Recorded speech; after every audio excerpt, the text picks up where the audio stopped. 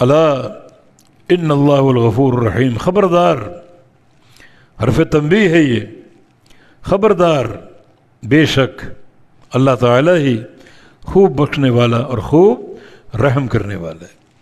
یہاں بھی اللہ تعالیٰ کے دو نام جمع ہیں، ایک غفور اور ایک رحیم۔ بخشتا ہے اور بخش کے چھوڑ نہیں سکتا۔ کن کو بخشتا ہے؟ گناہ گاروں کو۔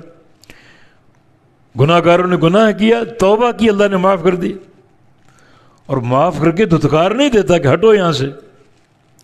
دنیا ایسا کرتی، آپ کسی پر زیادتی کر دیں، کچھ زیادتی ہو جائے، اول تو آپ کو معاف نہیں کریں گے، معاف کریں گے بھی تو شرطیں لگائیں گے کہ سب کے سامنے معافی مانگو، پاؤں پکڑ کے معافی مانگو، اور معافی آپ مانگ بھی لیں تو اپنا چہرہ مجھ سے دور کر لو، شکل گم کر لو۔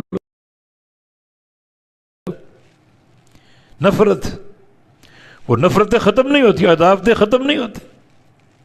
اللہ غفور الرحیم، کوئی شرط نہیں اس کی کہ سب کے سامنے مجھ سے توبہ کرو، معافی مانگو۔ میرے بندے رات کو چھپ کر آ جا، تجھے رحمتوں سے بھر دوں گا۔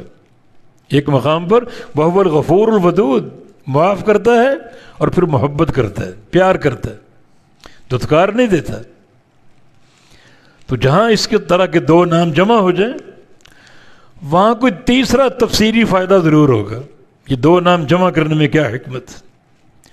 اللہ تعالیٰ کے ناموں اور اس کی صفات کا باب بڑا خوبصورت اور بہت ہی عمدہ، بہت ہی نکات سے بھرا ہوا۔ تو وَهُوَ الْغَفُورُ الرَّحِيمُ، اللہ تعالیٰ خوب بخشنے والا اور خوب رحم کرنے والا ہے۔